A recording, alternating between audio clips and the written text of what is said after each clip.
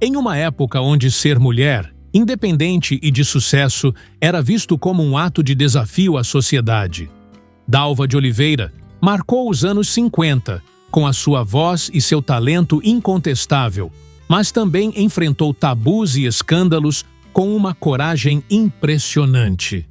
Hoje, você conhecerá os fatos que transformaram essa mulher em um ícone brasileiro.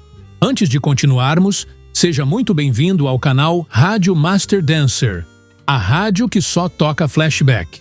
Inscreva-se, deixe seu like, comente e compartilhe este vídeo. Prometemos a você uma história emocionante, cheia de reviravoltas e revelações surpreendentes. A jornada de Dalva começa nos anos 30, um período de muita dificuldade. Nascida em um lar humilde, ela enfrentou pobreza e instabilidade até conseguir trabalhar nas rádios do Rio de Janeiro.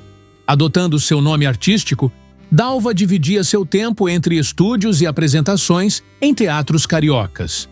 Foi em um desses palcos que conheceu Erivelto Martins, um homem de origem tão sofrida quanto a dela. Ele já era conhecido como compositor, mas enfrentava seus próprios desafios após a morte de seu parceiro musical.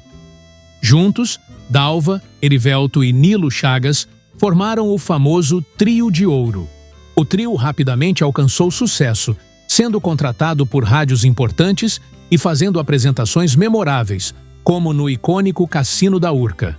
Mas, fora dos palcos, a vida de Dalva começava a se complicar. Ela e Erivelto iniciaram um romance proibido, pois ele era casado.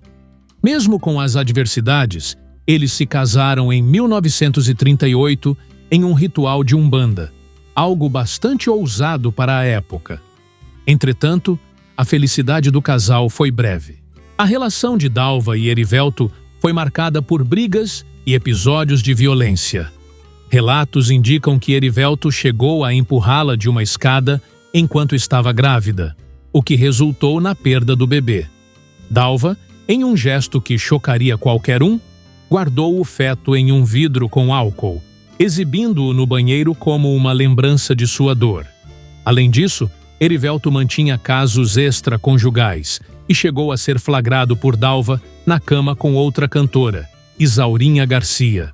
Na década de 40, o casamento estava em ruínas, e a situação piorou quando Erivelto iniciou um relacionamento com uma aeromoça, enquanto o trio estava em turnê na Venezuela. Ao retornar ao Brasil, Dalva, com uma coragem admirável, decidiu pelo desquite. É importante lembrar que, naquela época, uma mulher divorciada era alvo de forte discriminação, principalmente se fosse cantora, profissão associada à vida noturna e marginalizada pela sociedade. Mesmo com o divórcio oficializado em 1950, Dalva permaneceu no auge do sucesso. Enquanto Erivelto tentava difamá-la, ela transformava sua dor em música, lançando sucessos que emocionaram o público e alfinetaram o ex-marido. A indústria musical também se beneficiava dessa rivalidade, com ambos lançando diversas músicas que retratavam sua conturbada separação. O desquite entre Dalva de Oliveira e Erivelto Martins não encerrou os conflitos, mas deu início a um dos períodos mais controversos da música brasileira. Erivelto passou a responder musicalmente às canções de Dalva, criando uma verdadeira batalha pública. Enquanto ela lançava o bolero Que Será?, ele retrucava com composições que insinuavam traições. Essa troca de alfinetadas transformou-se em um espetáculo para os fãs e uma mina de ouro para as gravadoras. Entre 1950 e 1951, o ex-casal produziu mais de 10 músicas que detalhavam sua briga de forma poética, mas ferina. As canções expunham ressentimentos e alavancavam as vendas de discos, tornando a vida pessoal dos artistas um deleite para o público. Revistas de fofocas dobraram suas tiragens, alimentando o frenesi em torno do que seria a primeira guerra musical do Brasil. Mas Erivelto não se limitou às músicas. Ele escreveu uma série de crônicas no Jornal Diário da Noite, intituladas Por que Abandonei Dalva de Oliveira. Foram 22 artigos recheados de acusações graves. Ele a apelidou de a Mensalina do século XX, Rainha do Despudor e até Virgem de 18 quilates. Alegava que Dalva era promíscua e péssima mãe, e suas denúncias ganharam notoriedade, mas também críticas. As consequências dessa exposição pública foram severas. Ambos perderam a guarda dos filhos, Peri e Ubiratã, que foram enviados a um internato. Ainda assim, Dalva seguiu forte, conquistando o público com sua música. Ela representava uma mulher independente e resiliente, enfrentando o conservadorismo da época. Tornou-se um símbolo para muitas minorias, especialmente mulheres e homossexuais, que a viam como um exemplo de resistência. Foi nesse contexto que Dalva recebeu o título de Rainha do Rádio em 1952, um feito extraordinário para qualquer cantora da época. Seu sucesso era tão grande que seu disco ultrapassou 300 mil cópias vendidas, um marco impressionante. A gravadora Odeon precisou operar 24 horas por dia para atender a demanda. Apesar das provocações de Erivelto, Dalva nunca respondeu diretamente. Ela preferiu canalizar suas emoções em canções que marcaram a história da música brasileira. Porém, nem tudo era glória.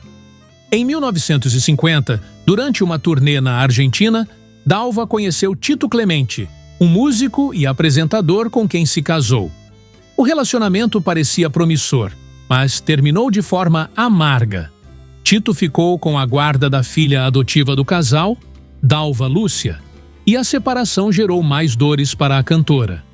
O impacto emocional a levou ao alcoolismo, um vício que já havia devastado sua família. Dalva de Oliveira seguiu em frente, mas a vida continuava a lhe impor desafios. Nos anos 60, ela encontrou um novo amor, Manuel Nuno Carpinteiro, um homem 20 anos mais jovem. Esse relacionamento, que já era um escândalo para os padrões da época, culminou em uma tragédia em 1965. Durante uma discussão enquanto estavam em um carro, um acidente resultou na morte de 4 pessoas atropeladas em uma calçada. Dalva ficou gravemente ferida e teve o rosto desfigurado. Internada, recebeu a notícia de que seria processada pelas famílias das vítimas. Para piorar, Manuel afirmou inicialmente que Dalva estava ao volante, tentando livrar-se de culpa. Somente quando ela sobreviveu, ele assumiu a responsabilidade pelo acidente. Esse evento abalou profundamente a cantora, que perdeu boa parte de seu patrimônio, pagando indenizações e teve que abrir mão de direitos sobre alguns discos em troca de dinheiro emprestado. Apesar de tudo, Dalva conseguiu se reerguer artisticamente. Em 1967, lançou o LP que incluía o clássico carnavalesco Máscara Negra. Mas foi apenas em 1970, com a canção Bandeira Branca, que ela recuperou seu prestígio como uma das maiores vozes do Brasil.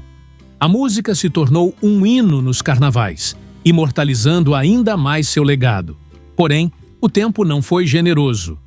Dalva faleceu em 30 de agosto de 1972, vítima de câncer, deixando para trás uma história repleta de glórias, tragédias e superações. Sua voz única ecoou em mais de 400 gravações e marcou uma era da música brasileira.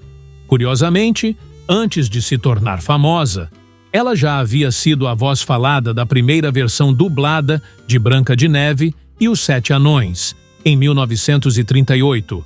Dalva era uma mulher à frente de seu tempo, enfrentando preconceitos e desafios com uma força impressionante. Sua história é um reflexo de como a arte pode ser um instrumento de resistência e superação. Ela viveu intensamente, amando, sofrendo e cantando como ninguém mais. E você, o que achou dessa história fascinante e ao mesmo tempo tão cheia de reviravoltas? Conte para nós nos comentários. Aproveite para se inscrever no canal Rádio Master Dancer, a rádio que só toca flashback.